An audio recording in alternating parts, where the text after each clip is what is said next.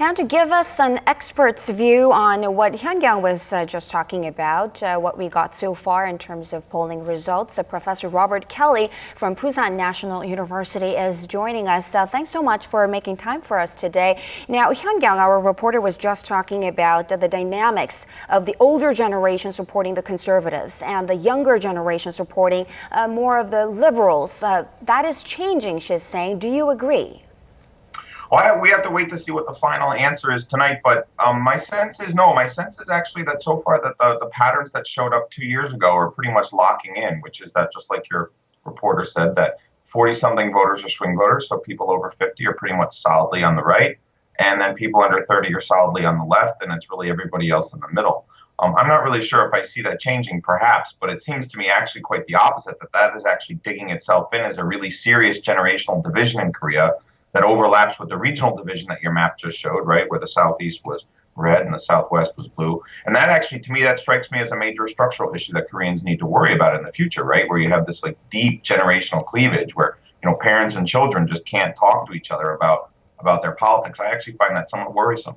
I see. Now, the voter turnout did not reach the 60% threshold as anticipated by the Election Commission. What do you think is at work here? Toned down election campaigns this time around, or they're turned off from the ferry disaster and all that, not knowing which way to go?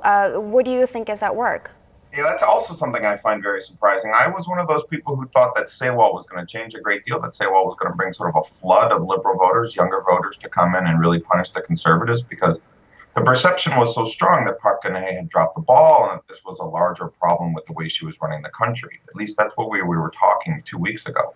So I'm actually very surprised also. This is, again, something I think we're just going to have to wait in the next few days to find out why people didn't come.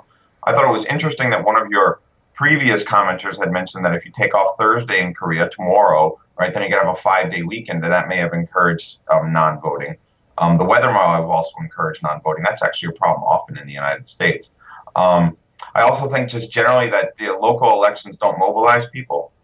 People forget about it easily. It's in the middle of the week. Wednesday is kind of an awkward day.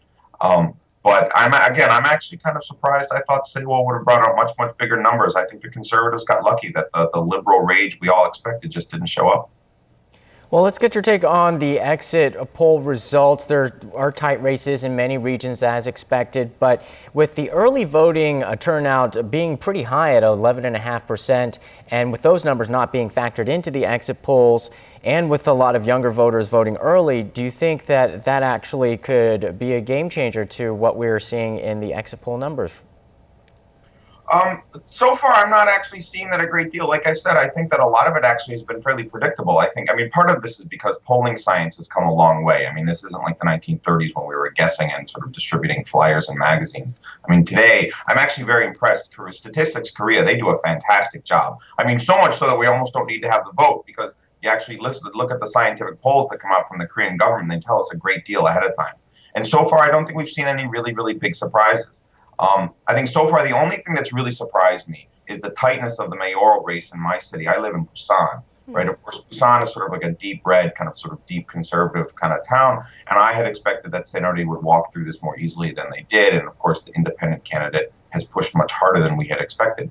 But so far, the youth vote, the youth vote just hasn't really sort of shown up. There hasn't been this kind of youth quake that we all sort of expected, right? That was really going to throw previously, solid conservative districts to the left. And that just hasn't come in yet. So, again, maybe when everything gets counted by 11 o'clock, we'll know a little bit different. But actually, I'm actually fairly impressed at how consistent this election is with what we have seen in the past in Korea in the last 5 years. I just don't see the earthquake that we all thought was coming. All right. Now, thank you very much, Professor Kelly.